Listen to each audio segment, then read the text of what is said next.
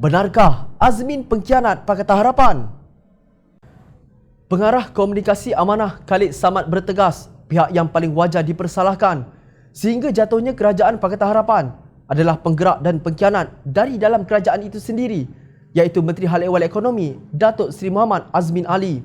Dalam wawancara hampir 1 jam dengan laman berita The Malaysian Insight kemarin, Khalid berkata rakyat dan negara hadapi masalah ekonomi, tetapi dia sibuk merancang untuk jatuhkan kerajaan demi menjaga kepentingannya agar tidak terpelanting jika Datuk Seri Anwar Ibrahim jadi Perdana Menteri. Kata Khalid, Azmin bukan pemimpin dan perancang yang multitasking atau boleh membuat pelbagai kerja dalam satu masa, tetapi hanya boleh fokus satu perkara sahaja. Ketika menjadi Menteri Hal Ehwal Ekonomi, fokusnya bukan ekonomi negara, tetapi bagaimana untuk menyekat Anwar dari menjadi Perdana Menteri demi kepentingan masa depan politiknya. Watak utama dalam langkah Sheraton yang menjayakan agenda ini adalah kumpulan 10 yang dipimpin oleh Azmin Ali. Mereka adalah orang-orang yang akan kerugian besar jika akhirnya Datuk Seri Anwar Ibrahim menjadi Perdana Menteri. Sebab itu fokus Azmin adalah sekat Anwar, kata Khalid. Beliau percaya kerajaan pintu belakang pada dasarnya adalah untuk menghalang Anwar daripada menjadi Perdana Menteri.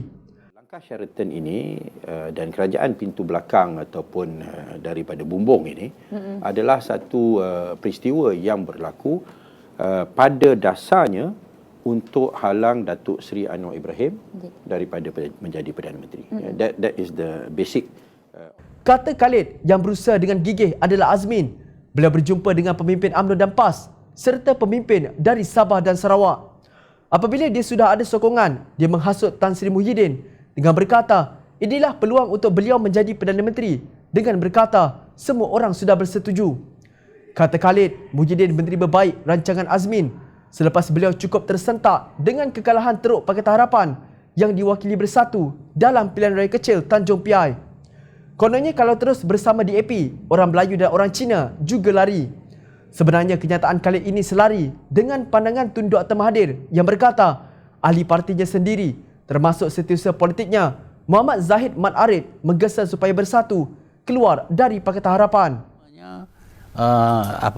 Setiausaha politik saya yang ada masalah di mahkamah ni, dia tupuk meja dan kata kita keluar daripada Pakatan Harapan. Caranya, kata Tun Dr. Mahathir, ialah dengan memburukkan DAP bahawa ia menguasai Pakatan Harapan. Justru untuk merealisasikan impian, kononnya untuk membentuk kerajaan Melayu, mereka mesti menjatuhkan Pakatan Harapan. Tun Dr. Mahathir dalam wawancara bersama Sinar Harian juga mengaku bahawa beliau didatangi sekumpulan pemimpin keadilan yang tidak mahu Anwar menjadi Perdana Menteri.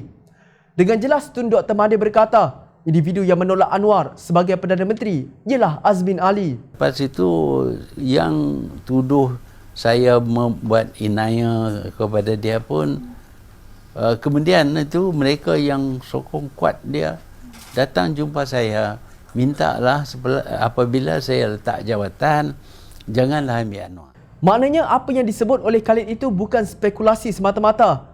Ia diakui sendiri oleh Tun Dr. Mahathir tanpa menyebut mengapa Anwar perlu disekat daripada menjadi Perdana Menteri.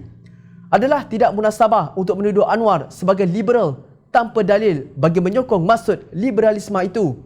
Mengetuai sebuah parti politik yang di dalamnya wujud pelbagai kaum tidak bermaksud seseorang itu liberal. Kita lihat parti politik di Sabah, iaitu Warisan, sebuah parti berbilang kaum.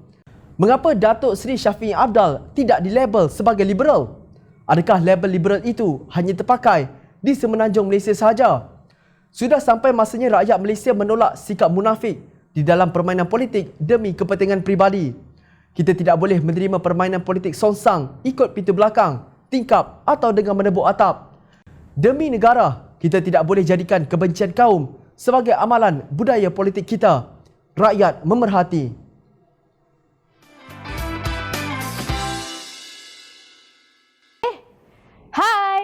Jangan lupa klik kanan untuk rentasan berita, klik kiri untuk keratan berita dan jangan lupa untuk subscribe kami tau.